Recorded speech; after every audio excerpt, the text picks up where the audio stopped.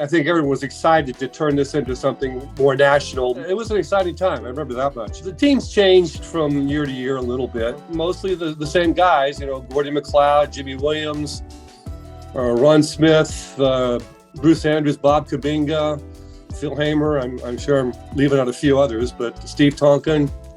And then there were a couple of Americans that came over after the first year, Andy Hedman and Ted Holcomb. The old snake pit, as they called it. That was a very cozy atmosphere, to say the least. I mean, the fans were like right on top of you.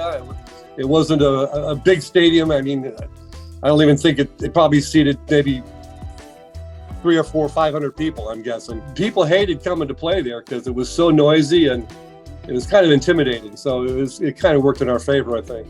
One that I have to share is probably when I first came to Australia. Came over on a red eye from California, arrived at about 6 a.m. in the morning at Sydney, drove south to Wollongong for an hour, got about 2 hours sleep, and then jumped in a Volkswagen minivan with a couple of the players and drove north to Newcastle for 3 hours and was playing that night. And then we played the next afternoon too. So that was, I was playing like 12 hours after I landed. Gordy was one of my best mates there.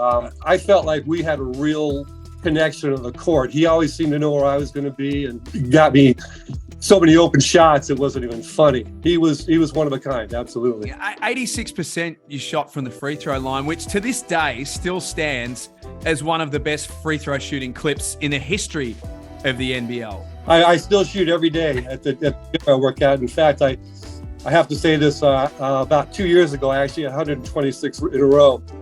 Yeah, I was on a roll. So I still shoot every day. I can't jump.